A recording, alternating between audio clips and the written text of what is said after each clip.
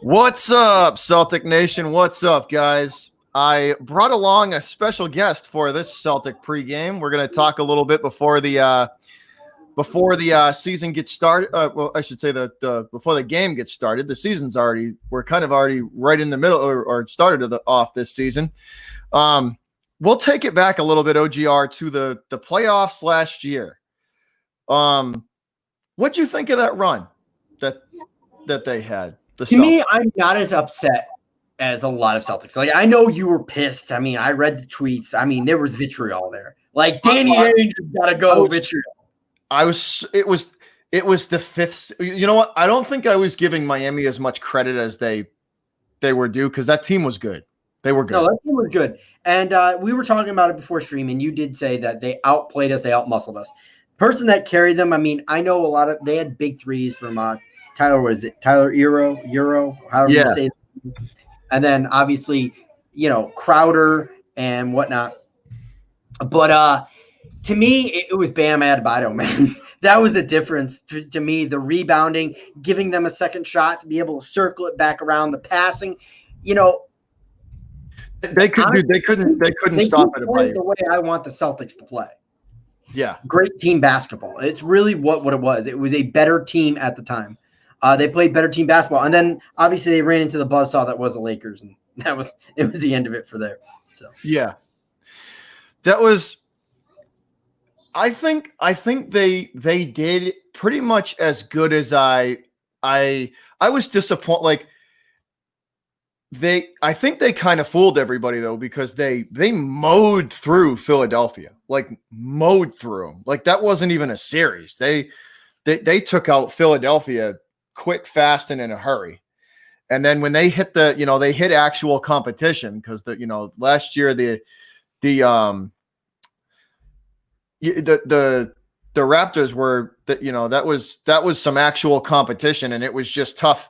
Like it was tough sledding for them to get through the Raptors. Never mind the Heat. You could see that kind of momentum, kind of slow down when they hit, some real competition there. And it was just I was happy they made it as far as they did, but I was also mad that if they were going to get beat, the path for them to the finals last year didn't get any easier.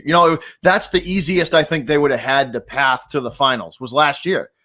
So I fully expected them to handle Philadelphia, maybe go 5 or 6 with the Raptors, and maybe go 5 or 6 with the Heat and get there. I fully expected them to get to the finals last year. That's why I was so disappointed with them, was that it was the fifth seed. And I don't know. I mean, what do you think? That was just how I kind of felt about the whole thing. The problem is the same problems keep haunting the Celtics team. Sorry if you hear any noise in the background. I don't know if you can hear that or not. You're good. So anyways, it makes it harder for me to concentrate. But anyways, but when it comes to the Celtics, for me, it's the consistency. It's the consistency at the three-point shot. We even see it starting to manifest itself here, and then the rebounding. I mean, to me, I keep thinking back to that Heat series, and the second chance points, and it's just the consistency on defense, because the hallmark of a great Celtics team is defense, and even in the early season, I don't want us letting anybody get over 100. I don't. And giving up 50% threes, I understand the Nets are good. There's no reason why the Nets should be shooting 51% from downtown. Yeah. I understand that KD or Kyrie can go unconscious. It happens. But it's inexcusable. Just the consistency, it's still a young team, but there's bright spots. And it's one of those teams where you got to see where it develops. It's just, do we have the big men? Do we have the rebounding? And can we play consistent defense? Yeah. And do we have the three-point shot? And so far, early in the season, our one win, we shot the best 3-point percentage. And if we don't shoot over 40%, it seems like we don't win. Yeah. They I don't want to say it, but it seems like, because it just seems like that's the way Stevens coaches. like his style is like he'd rather have them shoot from the wing rather than I mean, I don't know how you guys feel, but I think Stevens would rather have them shoot from the wing than actually go, than drive to the hoop. But that's just how I've kind of felt about it. That was tough though. I just think that's the way Stevens coaches is. Like, look at Tice. Like, he wants he kind of likes those big men, his 3s and 4 guys to be, even a center. It's the guys that can shoot from the wing that he likes. Like like, I don't know, man. Like if the lane is there and it's an easy bucket, take the freaking layup. Take the layup. Like who cares about the 3? Take whatever is there. Take the bucket. If the layup's there, then take it. No, I completely and utterly agree. If the layup's there, I mean, I do believe you have to drive because eventually teams get complacent and just defend you on the wing. I mean, you've got to mix it up. I do agree with that. It's just, and I hear what you're saying. I mean, but the thing is, if you're going to have a big man in this league, you have to be able to guard at the wing. Yeah. Like, there's just way too many talented centers for you not to guard at the wing. Like, there's too many centers that have the repertoire or even power forwards. And a lot of times in the NBA, it's rare to even see a real traditional center. But to me, I'm kind of old school because I grew up on traditional centers. I grew up with we grew up watching the same people, and Team Olajuwon and all these other guys, David Robinson. So to me, that's where I kind of go with that. But I understand the modern NBA is all about threes, and that's kind of why I brought it up. And also, I'm really excited about Pritchard. But that's besides the point. We can get into more of that. Yeah. We'll definitely dive into that. So, I mean, that playoff run I just felt deflated after it. You know what I mean? Just like they didn't hit their potential. Like they didn't hit their potential. I think they left a lot on the court to be desired. I think it's a double thing because yes, the series sucked, but it sucked the way it ended. But I think a lot of Celtics fans are just sitting there and they're like, "All right, Ainge, when are you making that big move, Ainge?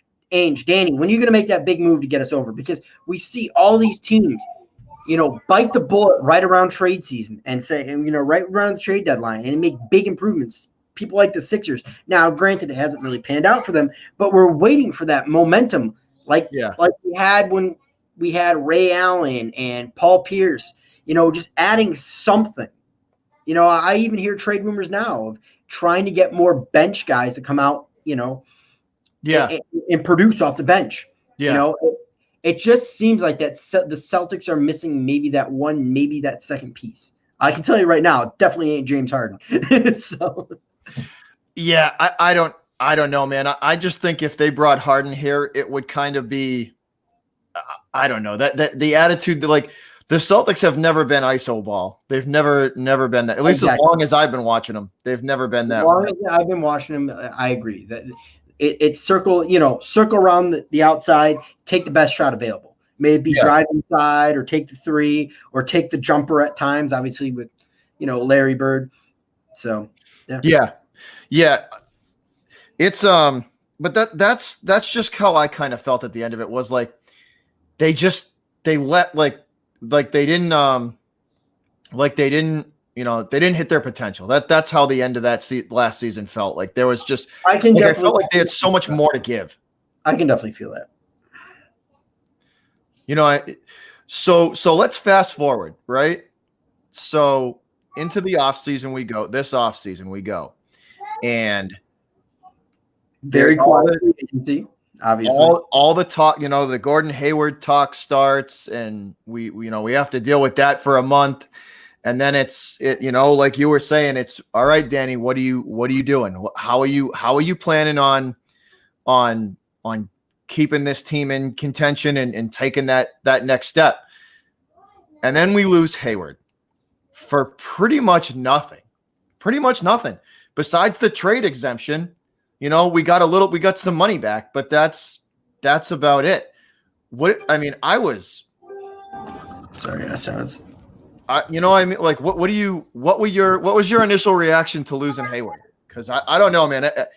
That was tough. Yeah, I'm not going to be ridiculously upset. I know some Celtics fans are ridiculously upset because you didn't get nothing for him. And, if you knew you weren't going to re-sign him, you should have just, tried to trade him. Obviously you have him go to the right team, even if you're going to get peanuts in the draft or whatever, get something for him. Obviously, he's been, a little bit of a waste for what we've paid for. But, and the big time free agent signings really haven't worked out for the Celtics. The Celtics squad is basically built through the draft. Yeah. The way we are now. So to me, it's not that big a deal. I just have this funny trust in Danny Ainge. I just think the rest of the NBA is just fearful of doing anything with Danny because of what he did to the Brooklyn Nets in that trade. I think that's really soured the rest of the NBA on dealing with the Celtics at all. Yeah. Well, I mean, in a way, Ainge treats it the same way Belichick does. It's strictly business. It's strictly unfortunately, it's the same kind of thing. They're strictly business transactions. Like, look at what he did with Isaiah Thomas. He tried to make the team better by bringing a legit, a real legit star in Kyrie here. He tried to, that was a legit move. That was a big move, big time move, getting a big time, star like Kyrie to come here. And he, and then he had to, he let Isaiah go. And it's like, my problem with Ainge was the thing that a few of the things that kind of just have really just irked me as of late. And it's, letting Hayward go is one thing, but you got to get something for him back. Like, don't let him walk and just get nothing for him. Like, that helps no one. That doesn't help the team at all. If you let a guy like him walk, and I do think he was kind of cursed though, because 3 minutes into his Celtic career, he breaks his ankle, and it's like, and then his whole Celtic career, it's that one moment I think changed everything, because I think it messed with his head to the point where he could never mentally get back. We saw flashes of it, but never. We saw flashes of the player that we got. There's definitely that, and I mean, I remember when the trade happened, I was thrilled, or when we signed him, I shouldn't say trade. I was thrilled, but obviously not everything is going to work out. Not to bring the Giants into this. I'm kind of used to free agent players not really working out. You know what I'm saying? So, yeah, no. So let's kind of jump forward. So we moving on. We get Tristan Thompson. They lose Hayward, but we do get Tristan Thompson. Bring him here. What do you think he brings? I was skeptical at first, but I do think there's potential there. Like, I think he's going to add. I think he will definitely be a positive, a positive addition on the court. I think his rebounding ability, and I think he can just the rebounding ability alone, and then the ability to give us the second chance at attempts at the second chances is going to be huge. Yeah, if you look back to the Pacers game, I agree 100%. I mean, you look back, and I think we out-rebounded the Pacers. I think we had 20 offensive rebounds in that game, which I'm excited about. I mean, Tristan's not, captain dominant scorer, but he's a solid center in the NBA, and, he'd start, I shouldn't say on most teams, but, he's good enough. It basically is what I'm saying on Tristan Thompson. And the Celtics have not been flashy at center. And we do it as a rotation between Tights, him, and Williams. Yes, I kind of like our center rotation. I like that rotation of Tice. I liked it last year, to be totally honest with you, too. It's just we had no answer for Bam Adebayo. Yeah. And I think, you know what, Tristan, too, he's not going to get pushed around under the hoop, which is definitely like last year, the Heat, they pushed us around under the hoop. Oh, absolutely. A lot. The Heat did it a lot, and even at times the Raptors did it a lot too. But I think with a guy like Thompson down under the hoop there, I don't think they're going to be able to push the Celtics around, because they like I said earlier, they just outmuscled us, you know. I just wonder when we're going to get more taco sightings. Do you think that into this real quick? Because I'm not saying this guy's going to develop into something, and maybe he does, maybe he doesn't. But it's just like they almost treat taco like a spectacle. You know what I'm saying? Like, yeah, all right, oh yeah, garbage time, throw them in. You know, get more. Yeah, it's. I mean, we don't really have fans in the stands, so I mean, it's just like, what are you doing with Taco Fall? That's what I want to know. What are we doing with Taco Fall? Well, I want to get your opinion on that, Bobby. I think he's more of a project. I think they like the size. Here's where I think he struggles. I think the game speed is tough for him. I think the game speed is tough for him. You see how fast the NBA is nowadays, and just making because he was never super athletic in college, you know. He was more of just like a setup guy for that team. You know, he would get the rebound and he would give them the second chance opportunities. But like even as a five in the NBA, you do have to be athletic. You know, you have to be able to move. Absolutely. And I think the kind of project with him is getting him to be able to read the court and be, you know, and move with the game. And I right now, I don't think he's there right now. I that's not saying I don't think he could get there, but I don't think he's there right now. Yeah, I concur, my man. I concur. Now, let's talk about the two newest additions there. All right, I gotta scold the kids there. That's all good. Now let's talk about the two new additions, Nesmith and Pritchard. Yes. What are your thoughts on them? Nesmith, I really don't have anything to say. I know he had the ankle injury, but is he healed from it? Like, I haven't really heard much about Nesmith. It doesn't seem like he's had really any game time action that I've seen, really. I mean, I haven't had. I watched the Bucks game. I watched part of the Nets when I knew that it wasn't going to. I love Pritchard, by the way. Pritchard's my favorite. Pritchard, it's kind of my college team is UConn, and Pritchard kind of reminds me of a better Daron Sheffer. Like it was a point guard that played back in the '90s with Ray Allen. And I could see that.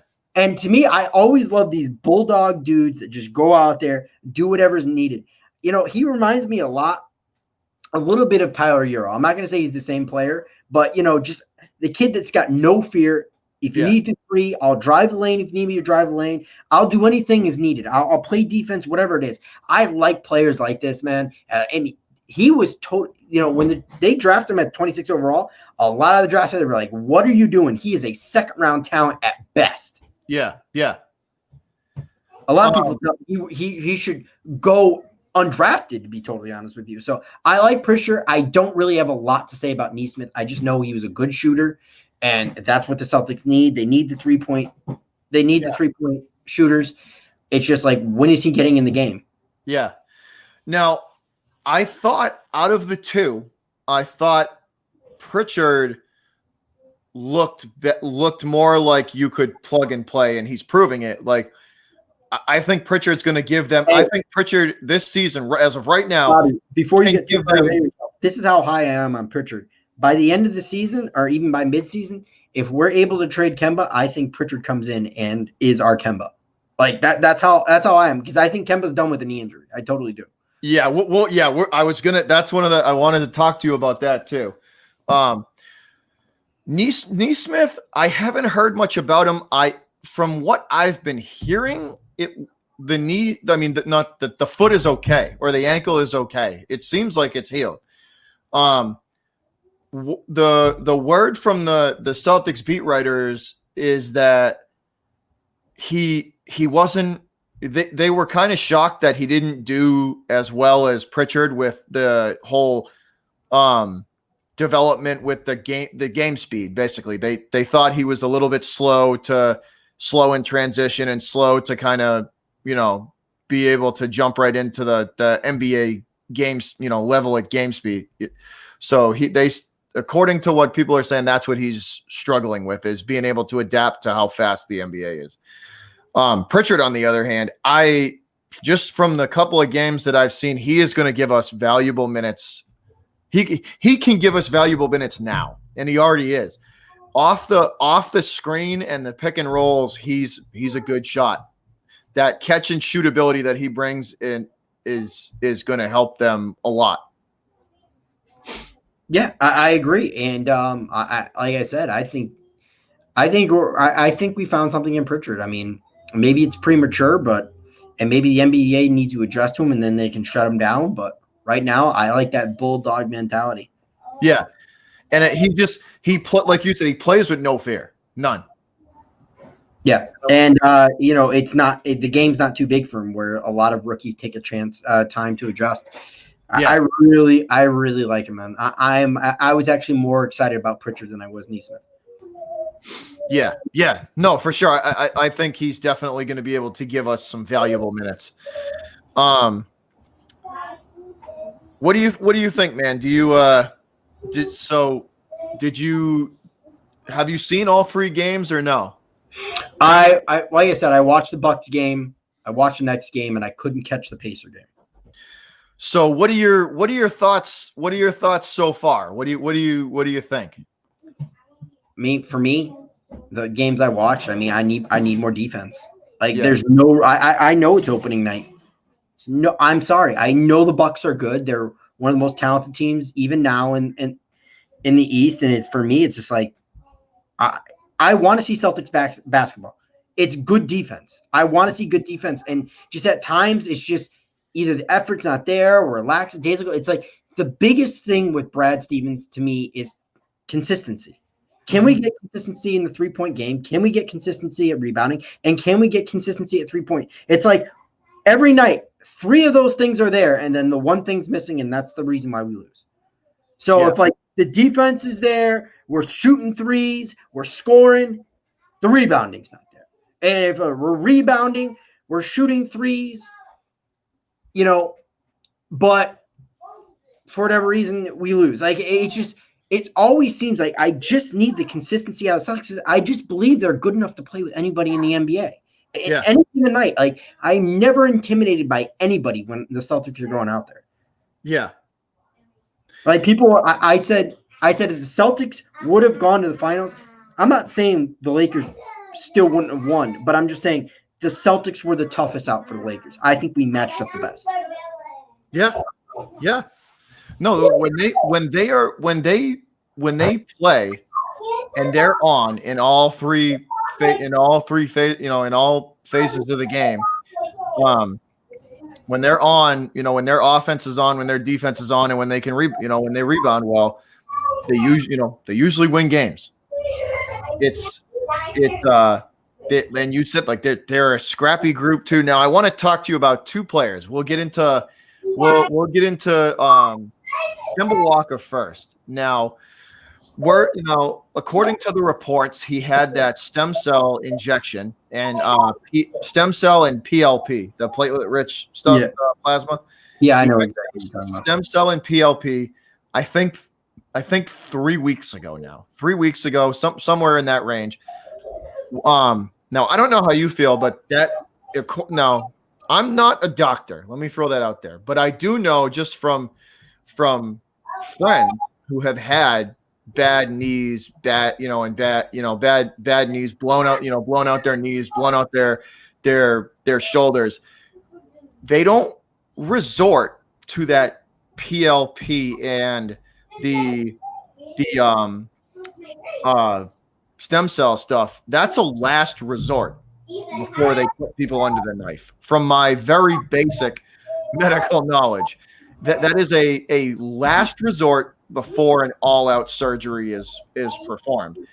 Now, if that's true, that scares the crap out of me with Kemba, because if he goes all-out surgery, he's done for the year.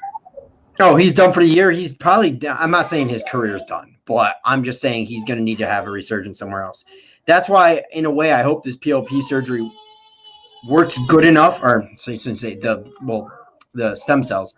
But I'm telling you right now, as far as the United States goes, now a lot of people in chat, I understand it a little bit, and partially a lot of the information I've gotten, and I should really read up on it more. So before I say this, because what I'm saying is kind of controversial, but the stem cell research in the United States only goes so far. There's other countries leaps and bounds better than we are with stem cell research. I've heard of just absolute miraculous stories where people have been basically paralyzed from the waist down from an ATV accident and have been able to recover fully with the stem cell research in other countries.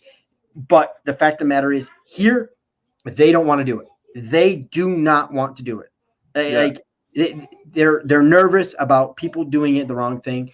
And, I'm not saying it won't work for Kemba. I hope it does work for Kemba. But I kind of am writing off Kemba like I wrote off Dustin Pedroia for the Sox.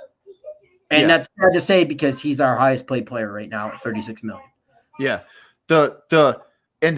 See, that in itself presents a massive issue. A massive issue is that we still, I don't know if a lot of Celtic fans realize it, but we still have 4 years left on that contract with him. Yeah. And they're gonna wait it out. I mean, we might have another Gordon Hayward on our hands, and you might be wasting Jaylen Brown and Jason Tatum's potential at some point in the next 2 years. If the Celtics have not reached what we feel they should be, I'm not telling you Danny Ainge should be fired or anything like that. I'm just telling you, in the next 2 years, the Celtics need to make the finals. Yeah, no, the clock is ticking. It is. It's ticking. It is. Because then at that point, I mean, I'm not saying, in a way, do you blow it up? I'm not saying now, definitely not now. No, but in three seasons, do you start looking at the core and saying, do you start looking at that core group of guys and having to make some difficult decisions there? Because everybody looks at Jason Tatum and they see the Mamba mentality, if you will, the next Kobe Bryant. See, I hate comparing players to that because I love Tatum and Brown. They're so good. They really are. They're both underrated players in the NBA. Yeah. Now, my next, the whole Kemba situation, all of it, between the contract, the money, the injury, that scares the crap out of me because that could seriously handcuff what Danny Ainge can do in trying to maximize, that core and trying to get them to the finals. Because if they have to eat, money and time, and because Kemba, they know Kemba is done, like that's gonna hurt them a lot. That's gonna hurt them a real lot. The only thing that maybe kind of bails the Celtics out of this is if Pritchard can become what we needed Kemba to be. Because I don't really think we're hurting for scoring. Jaylen Tatum can go off at any other night. You just need that reliable third guy. And can somebody on the Celtics roster be that? Yeah. Yep. Can they step up and be that third guy? Yeah, because we know if we had a healthy Gordon Hayward, even in that Miami series, does he make a difference? The answer might be yes. Yeah, if Hayward's 100% healthy through last year's playoffs, that would have been huge. That would have been. I agree with him. Maybe we should have kept somebody like Rozier. Yeah, because even Rozier was never great, but he was solid. He was solid, and it's just, do you have that second scoring option off the bench? Is basically what it comes down to. When that second unit goes out there, who are you relying on right now? Yeah. Because Marcus Smart's not the guy. Marcus Smart's a great all-around player. Mm-hmm. But, in some nights, he'll go off for 20 or even close to 30. And, he'll step up and make the threes you need to make, but he's not that consistent player you need. He'll give you solid effort on defense, but he's not that he's never been the consistent scoring option you need. And he's not getting any better. I think he's reached his pinnacle. I love Smart. Smart is the smart. If without a guy like Marcus Smart on the court, the Celtics would have no edge, no attitude, no edge, no guy that Tice is that too, a little bit too. He's not as big as Marcus. But Smart. Like Marcus Smart's that guy. If somebody gets fouled down low, he'll go and give the dude a shove on the. You almost gotta have the Pistons teams back in the night. Like, you know what I mean? You have to have an edge. You know, you have to have kind of an attitude. You know, you like that, you know, you're not going to come on our home court, push it, you know, you have to have that guy out there. At least one guy out of the 5 has to have that attitude. Absolutely. Now, let's dive into Tatum. I'll give you, I think Tatum has a lot of potential. I think the ceiling is very, very high with him if he continues to, if he can mature, if the trajectory continues. But my that's if. Now, my 2 issues with him are he can be really immature sometimes, and I know he's still really young, but it just seems like at times he disappears when the team needs him the most. And if you're going to be a max guy and you're going to be a star in this league, if those two things gotta get reined in and gotta stop. What do you think? I agree. I agree to a point. It's just like at certain points he just loses that intensity. He loses the edge and he struggles to get it back. Where most players that are at his caliber dial it in and can push past adversity. And it's just at certain games he just can't push that adversity. He can't get out of his own way. He struggles when he's not on. And it's just that's something that he's going to have to either learn to battle through, or he's always just going to be thought as second best, basically. I'm not telling you that like Jaylen Brown's going to supersede him or something like that, but like he's always going to be looking at that. He's going to be looked at as like a Paul George, essentially, where he's the second option, where he's good enough to be number 1. He's good enough to go out there every night and do it. And can he battle those inner demons? Can he become that? I don't know. I mean, he's young. We'll see.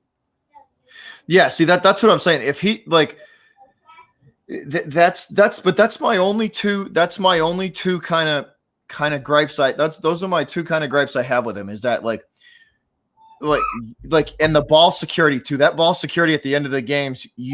Those 2 turnovers. Those 2 turnovers the other night at the end of the game where you can't do that. You gotta, like when he dribbled it off his foot at the with like 4 minutes to go, 3 minutes to go, like you gotta. That's, I mean, like I said, I know he's still really young.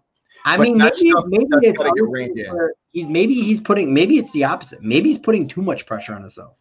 And as a coach, maybe you need to dial it back on him a little bit. Yeah, tell him you don't need to. I'm not saying baby the kid, but you've got enough guys on this team where somebody can step up, step in, and be that for – I'm not telling the player to do that the whole game and be the second Jason Tatum, but, like, I'm just saying, Marcus Smart's a bulldog. Pritchard's a bulldog. Take a little bit of heat off this guy.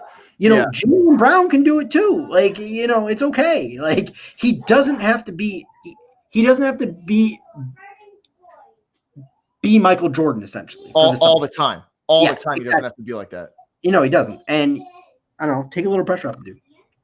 Yeah, see, it's funny though, because I read an article the other day, and it basically said the same thing. It said Tatum is trying too hard to put the entire team on his back, and he's like you just said, he's basically putting too much pressure on him. I'll let you get that super chat. Hey, WTF Mike with the $5 dono hype analysis. What up, Mike? He said, Bobby's drunk. Don't listen to him. Not yet. Keyword in that sentence is yet. Bobby, I've been around enough drunk people in my life that you're not even buzzed. So you're good to go. But it's like, I know what, like, I live and die with Boston teams. And you know what I mean? Like, I'm in the moment of every game, and it's a roller coaster of emotion, dude. So like, and the one thing I hate losing.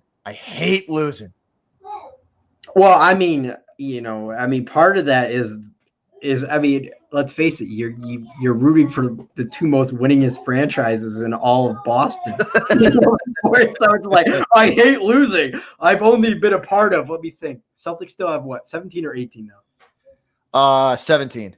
17, 6 of the Pats, So that's got you at what, 23, and then how many for the Sox? 4 or 5? So I've seen all 6 Patriot titles. Yeah, I've seen a Bruins title at least. I've seen one Celtics title. I've seen one Bruins championship, and 4 Red Sox World Series. Yeah, so it's just like, bruh, you're spoiled. That's why. That's why you feel, dude. I'm telling you right now. Do we have time to get into this, or do you want to keep it Celtic centric? We can go.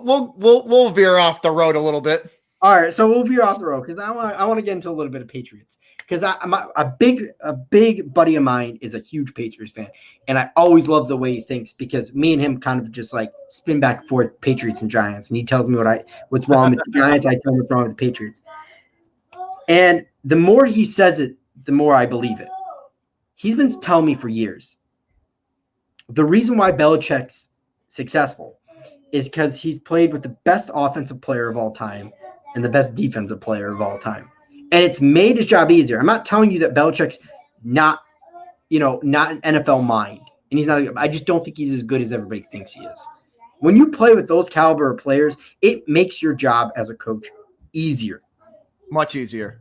And I'm just telling you that I think Belichick's an average head coach with a good football mind that's gotten away with playing with the best 2 players at their position for his entire career. That's what it is, man. And I think that and people are going to call me crazy, if the Pats want to get back to their winning ways, I think the best thing you can do is get rid of Belichick as fast as you can. See, that's hilarious, because they were talking about that on the radio today, and the question on the radio today was, would you trade an exceptional football-minded GM for losing Belichick?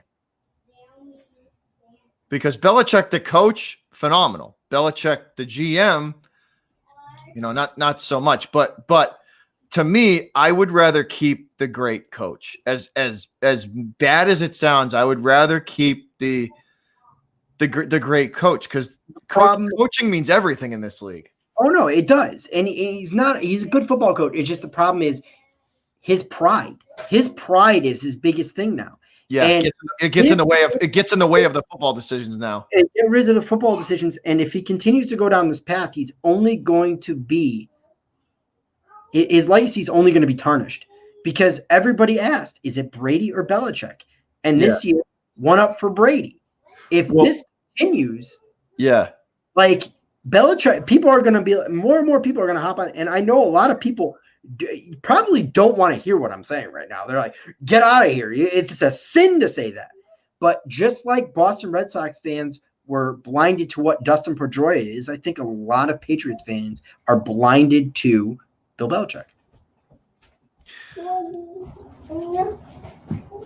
I think the attitude towards him is that he can really do no wrong.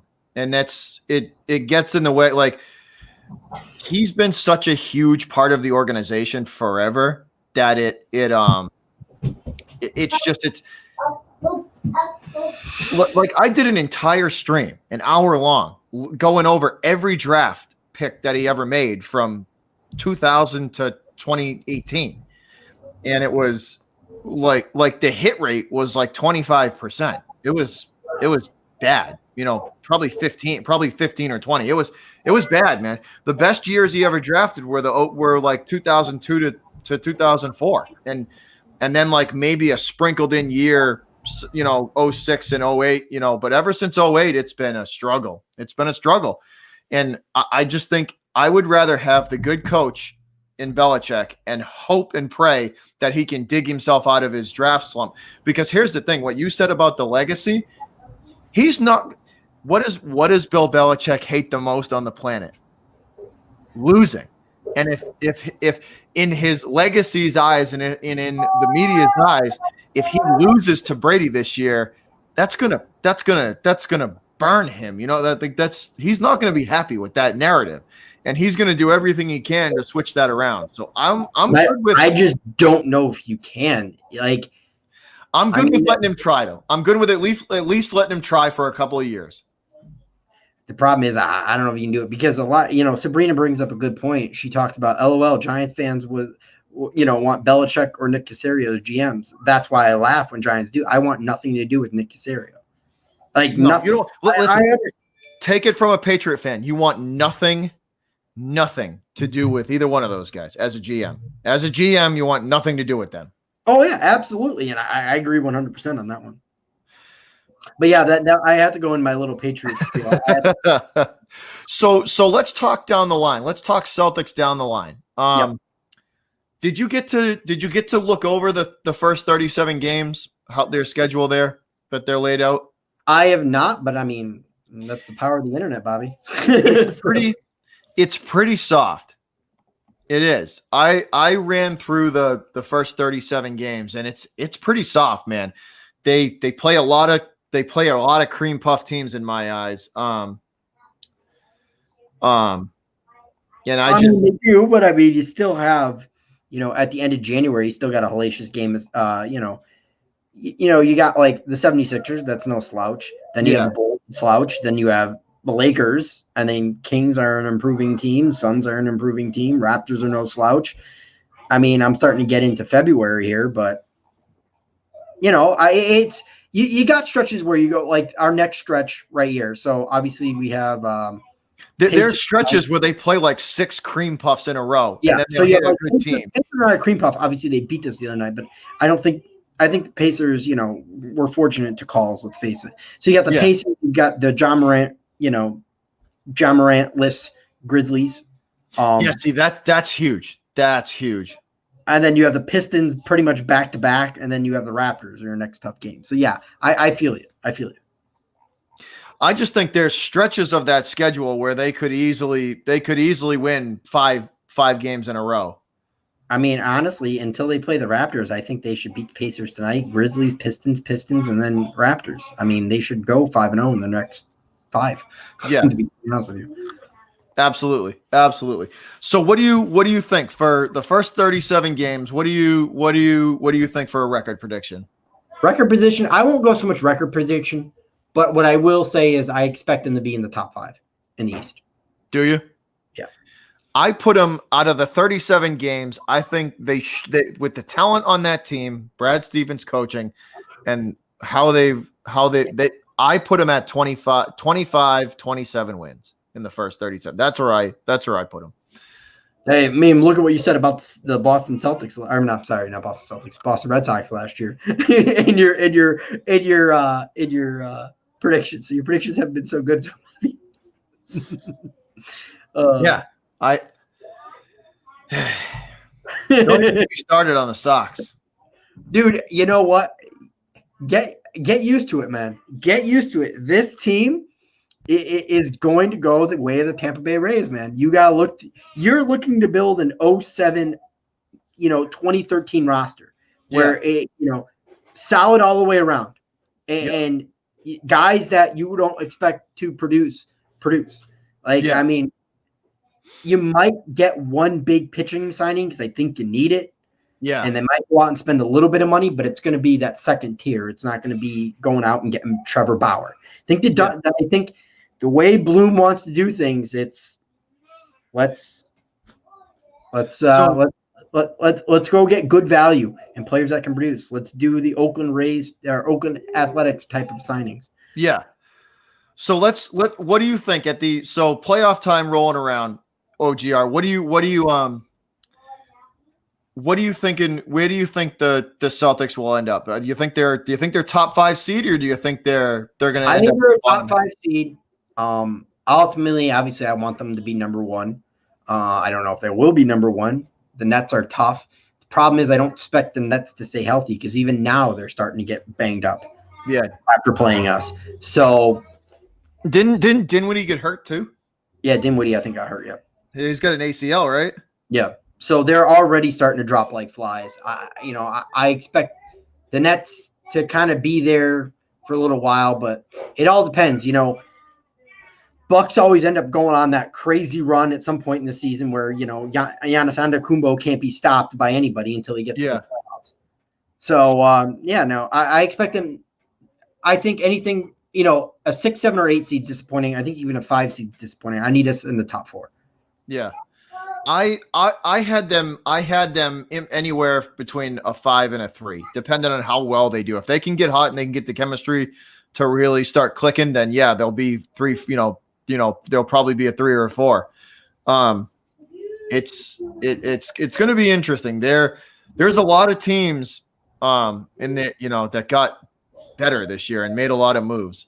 So final question there, OGR, for the Celtics. If they get there, one, this is a 2-parter.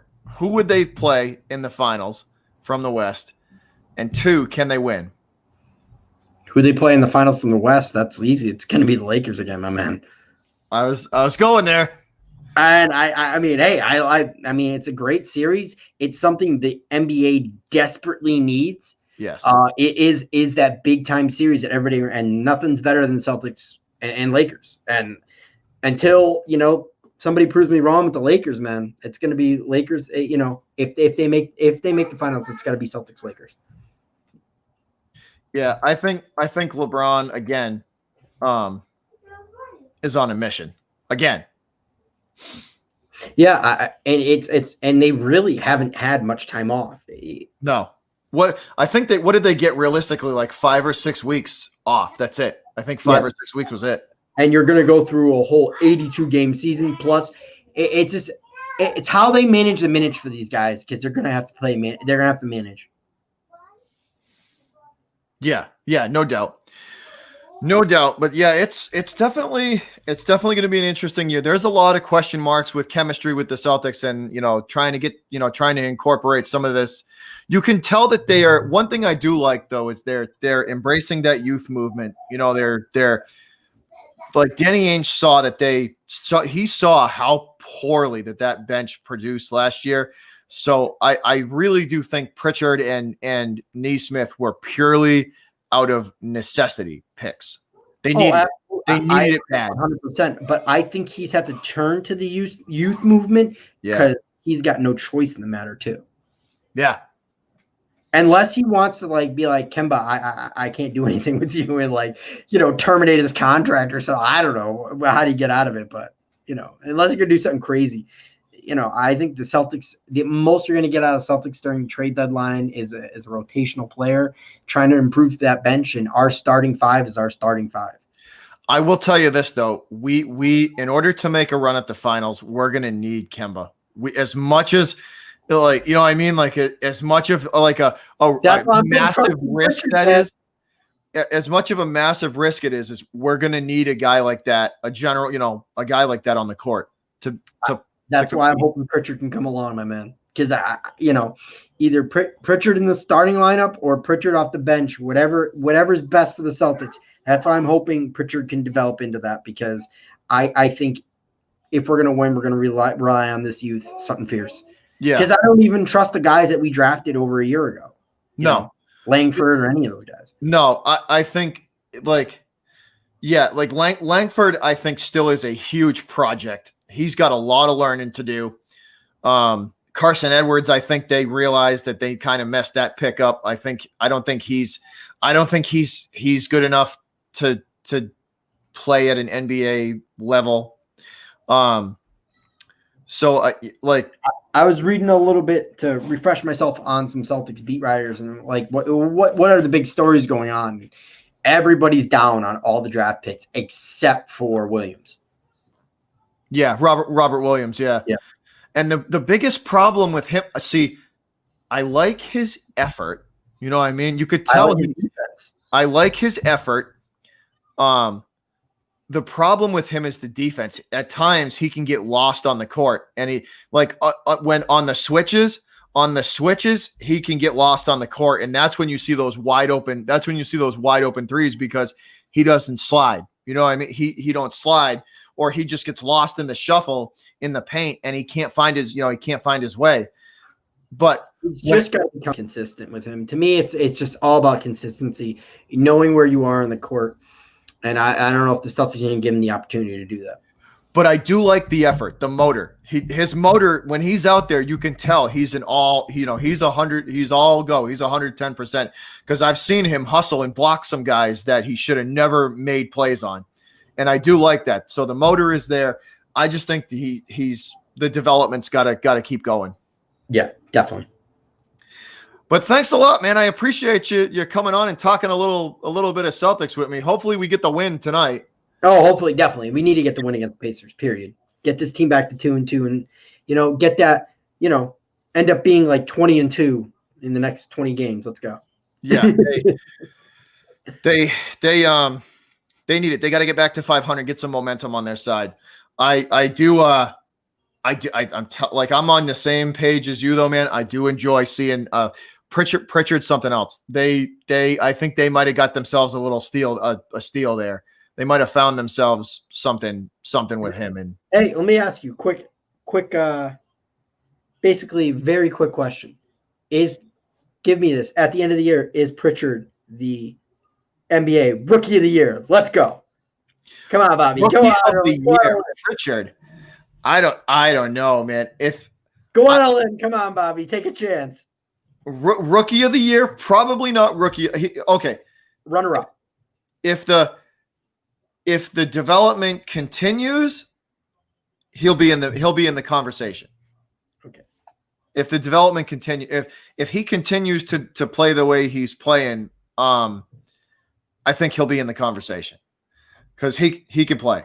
He can play. He showed everybody the first 2 games that he could easily come off the bench and give them valuable minutes. All right, Calvin, score prediction for tonight's game? I think the Celtics, I don't know why. I feel the Celtics are going to be fired up. 105-98 Celtics. I'll go 115-89. I think they play good D tonight. Oh wow.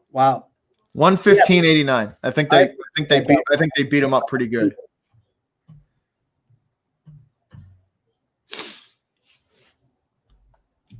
But I'm expecting a big win tonight. I think they beat Indiana up tonight. You calling the game? I am. All right. I'll tune in for a little bit. All right, OGR. Once again, thanks a lot, man. I appreciate you coming on, talking a little Celtics, and hopefully we can get this W. Anytime. Thanks a lot, guys, for tuning in. I'm going to get set up for this game and then stuff some food in my face and probably get me a beer or two, maybe a couple adult beverages. And I'll be back at what time is it? I will be back at 6:45. All right. See you later, Bobby.